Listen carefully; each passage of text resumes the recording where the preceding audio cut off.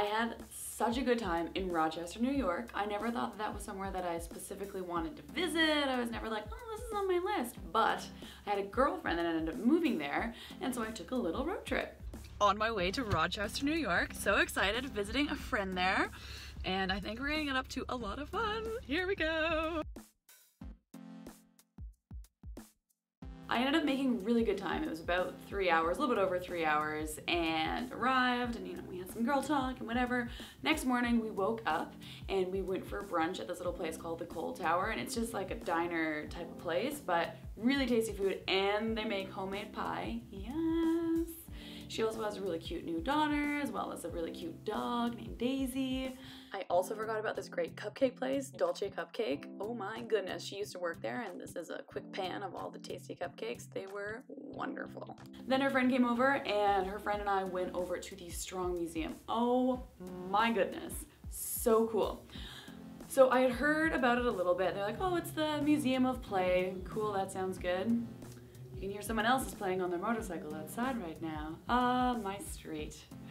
Anywho, the Strong Museum of Play. So neat. So from the outside right away, you're like, okay, this looks like it's gonna be interesting. You walk in the front door and there's a carousel on your right, and then there's a diner inside of it, like a skyline diner there. Okay, okay.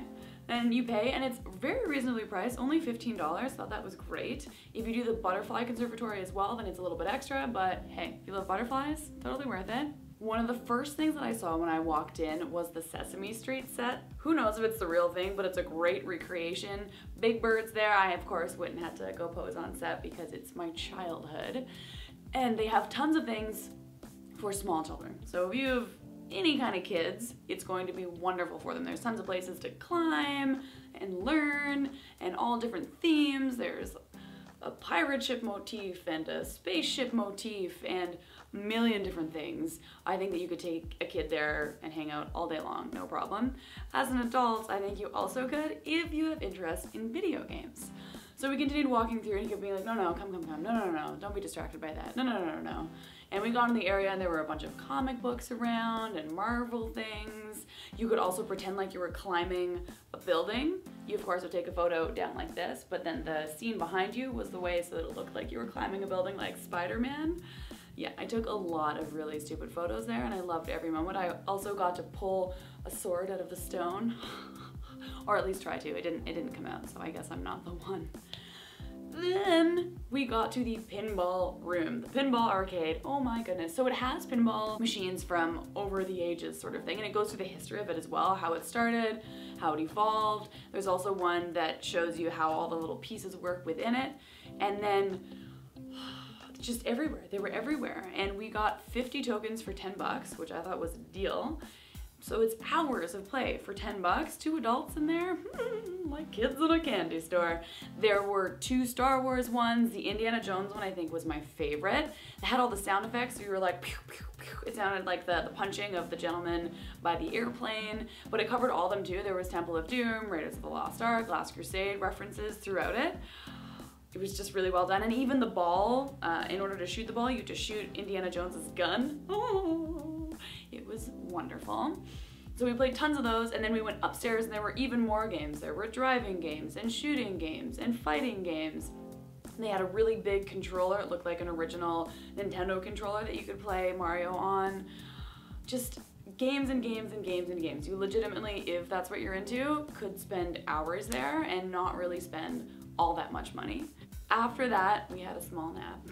I had a small nap, I was tired. And then we got ready for dinner and went to Char. It's this really nice steakhouse that's attached to a hotel there, and we had tons of delicious foods, really nice cocktails. And then after that, we went out to the Revelry? I think Revelry. And they have beautiful cocktails too, really interesting ingredients in them. You could tell they took a lot of care for it. Apparently the menu, like the food there, is really delicious too. And they also had this interesting cocktail that came in a little bowl with fire, and they throw cinnamon on it so that the fire sparkles, and it's called a Viper Bowl. But I saw that right as I was leaving, so sadly I did not get one, but it did remind me of the Shameful Tiki here in Toronto. And then of course today I went to the Wegmans to buy a plethora of baked goods. Americans, you guys really know what you're doing when it comes to brownies. You know, you have the Reese's peanut butter bars, you have the cookie dough and brownie ones, the Ghirardelli turtle brownies. My favorite. I do want to go back though. Apparently I missed the open market, which I really wanted to go to, but it was raining all weekend, so it wasn't conducive.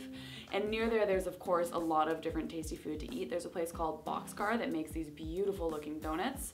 I stalked a lot of places, and the marketers of Rochester, New York actually gave me a couple ideas. We're trying to potentially work with them, so she gave me a list of places like cocktails, beers, places to eat. I'll put it down below in case you guys want to check them out if you are visiting Rochester, New York.